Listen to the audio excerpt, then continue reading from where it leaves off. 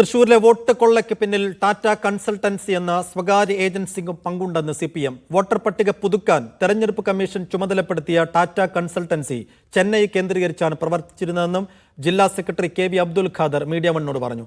സ്വകാര്യ സോഫ്റ്റ്വെയർ കമ്പനിയെ സ്വാധീനിച്ചാണ് BJP തട്ടിപ്പ് നടത്തിയതെന്ന് TN പ്രതാപനും ആരോപിച്ചു. ബൂത്ത് ലെവൽ ഓഫീസർമാരുടെ ശുപാർശ പോലുമില്ലാതെ വോട്ടർ പട്ടികയിൽ പേര് ചേർത്തിട്ടുണ്ട്. BLOമാർ വെട്ടാൻ നിർദ്ദേശിച്ച വോട്ടുകളും അന്തിമ ലിസ്റ്റിൽ ഇടം പിടിച്ചെന്നും KV അബ്ദുൽ ഖാദർ പറഞ്ഞു.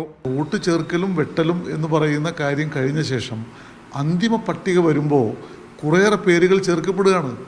അത് BLOമാരുടെ ശുപാർശയുടെ അടിസ്ഥാനത്തിലല്ല, അത് വരുന്നത് ഈ പറഞ്ഞ ഇലക്ഷൻ കമ്മീഷൻ്റെ പ്രത്യേകമായ ഇടപെടലിനെ തുടർന്നാണ്. അതാണ് അതിലേറ്റവും ഞെട്ടിപ്പിക്കുന്ന വസ്തുത. സ്വകാര്യ സോഫ്റ്റ്വെയർ കമ്പനിയെ സ്വാധീനിച്ച് 30,000-ലധികം വ്യാജ വോട്ടുകൾ BJP ചേർത്തിട്ടുണ്ടെന്ന് കോൺഗ്രസ് നേതാവ് TN പ്രതാപൻ ആരോപിച്ചു. തട്ടിപ്പിൽ തെരഞ്ഞെടുപ്പ് കമ്മീഷനും BJP കേന്ദ്ര നേതൃത്വത്തിനും പങ്കുണ്ട്.